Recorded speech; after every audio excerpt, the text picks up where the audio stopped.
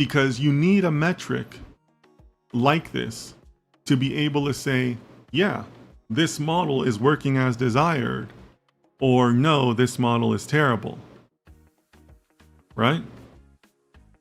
All right, so how will we know that, right? There's a lot of ways that you should consider MSE and all that, right? But generally speaking, and I want everybody to participate, okay? If you're listening to, I want everybody to participate. Just give me a 1 or a 0. Okay, just 1 or a 0. When we're looking at MSEs, is a higher value better or a lower value better? Give me a 1 if you think a higher value indicates a better model, or give me a 0 if you think a lower value indicates a better model. Right? Because now we have a whole new series of numbers to deal with, right? How do we know which one's better or worse? So give me a 1 if you think a higher number is a better model, or give me a 0 if you think a lower number is a better model.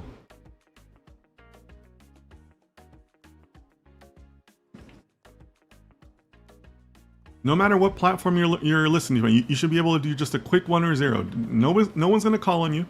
Just give me some quick participation there.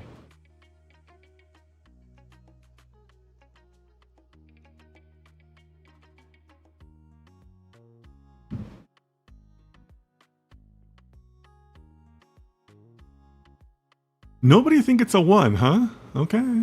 Maybe all of you are wrong. I'm just saying. All right, last call for votes here. Give me a 1 if you think higher is better. Give me a 0 if you think lower is better. All right. I'm seeing nothing but zeros in the chat, and that's right. It should be lower, right? Because if we just said that it's a measure of the difference between your prediction versus your ground truth, then yeah, you want that gap to be as small as possible, right? You want that mean square error to be as small as possible.